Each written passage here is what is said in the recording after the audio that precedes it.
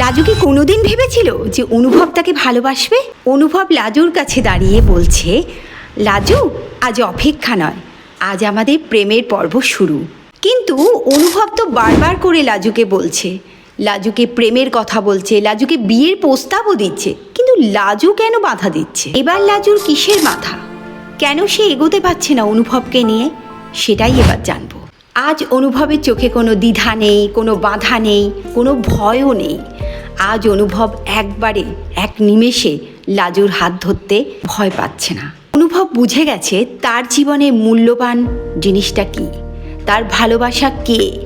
তাই সে এক সেকেন্ডও অপেক্ষা করতে চায় না। অনুভব লাজুর সামনে দাঁড়িয়ে শান্ত গলায় বলতে চায়, লাজু, আজ কোনো বাধা নেই। আমি যে তোমায় এত ভালোবাসি সেই কথাটা আজ আমি তোমাকে বলতে চাই। এই কথাটা শুনে লাজুর চোখ দিয়ে জল গড়িয়ে আসে, কারণ এই কথাটাই তো শুনতে চেয়েছিল লাজু অনেক দিন আগে।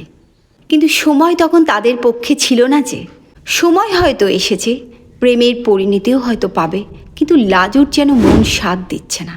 অনুভব বারবার করে লাজুকে বলছে, সুদেবকে এবার মুক্তি দাও, আমার কাছে তুমি এসো। কিন্তু লাজু ওই পিছু টানকে ছেড়ে আসতেই পারছে না। অনুভব অবাক, কেন তুমি সুদেবকে ডিভোর্স দিতে পারবে না? কি এমন আছে তোমাদের মধ্যে যে তুমি সেই বাধা থেকে আসতে পারবে না? কেন জানো লাজু অনুভবের হাত ধরতে পারছে না? আর কেনই বা সুদেবকে মুক্তি দিতে পারছে না? লাজু সমাজকে ভয় পায়। সমাজ যদি তাকে আঙুল তোলে এটাকে ভয় পায়, তাই সে সুদেবকে মুক্তি দিতে চাইছে না। লাজু কিছুক্ষণ চুপ থাকার পর বলল, আমি ভয় পাই। অনুভব জিজ্ঞাসা করে, কিসের ভয়?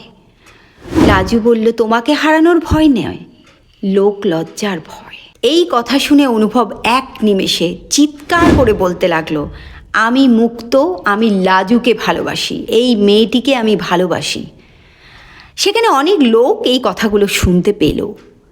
তারপর অনুভব কিছুক্ষণ বাদে লাজুর কাছে এসে বলল, কই, আমার তো লোক লজ্জার ভয় করছে না, আমি তো এক নিমেষে তোমার হাত ধরতে চাই, কিন্তু তুমি কেন চাও না?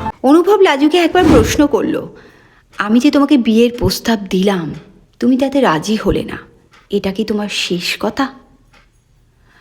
লাজু বলল একটু থেমে, না, আমি তোমার প্রস্তাবে রাজি নই। এটা কি লাজুর ঠিক সিদ্ধান্ত? আপনারা এই কমেন্টে বলুন।